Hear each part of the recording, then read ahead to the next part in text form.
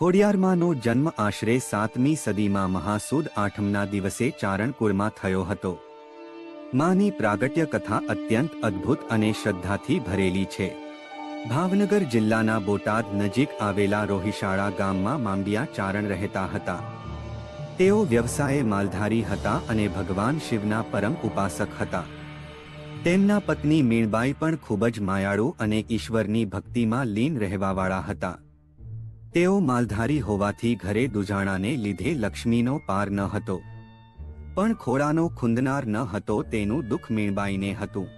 તે સમયે ભાવનગર જિલ્લાના વલ્લભીપુરમાં શિલાદિત્ય નામનો રાજા રાજ કરતો હતો, જેને માંડિયા ચારણ સાથે ગાઢ મૈત્રી હતી. માંડિયા ચારણ ન આવે ત્યાં સુધી શિલાદિત્યને દરબારમાં જાણે કે કંઈક ખૂટતું હોય તેમ લાગતું. વલ્લભીપુરના રાજવી શિલાદિત્યના દરબારમાં કેટલાક ઈર્ષાળુ લોકો પણ હતા. તેમને રાજા અને માંડિયા વચ્ચેની મૈત્રી આંખમાં કણાની જેમ ખૂંચતી હતી. એક દિવસ રાજાના મનમાં બહુ ચાલાકી પૂર્વક એવું ઠસાવવામાં આવ્યું કે માંડિયો નિસંતાન છે, તેનું મોં જોવાથી અપશુકન થાય અને ભવિષ્યમાં તમારું રાજ પણ ચાલ્યું જશે.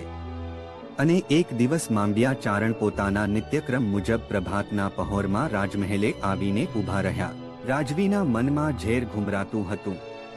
કંઈ બોલ્યા ચાલ્યા વગર એક જ વાક્યમાં મિત્રતા હવે પૂરી થાય છે તેમ કહી શિલાદિત્ય પોતાના મહેલમાં ચાલ્યા ગયા.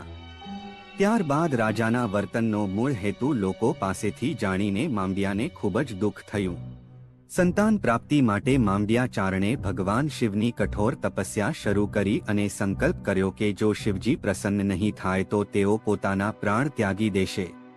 માંડિયાની ભક્તિથી પ્રસન્ન થઈને શિવજીએ દર્શન આપ્યા અને પાતાળલોકના નાગદેવતાની નાગપુત્રીઓ અને નાગપુત્ર તેમને ત્યાં 7 પુત્રીઓ અને 1 પુત્ર તરીકે જન્મ લેશે તેવું વરદાન આપ્યું.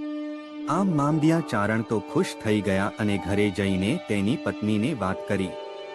તેની પત્નીએ ભગવાન શિવના કહેવા મુજબ મહાસુદ આઠમના દિવસે 8 ખાલી પારણા રાખી દીધા, જેમાં 7 નાગણીઓ અને 1 નાગ આવી ગયા, જે તરત જ મનુષ્યના બાળ સ્વરૂપે પ્રગટ થયા.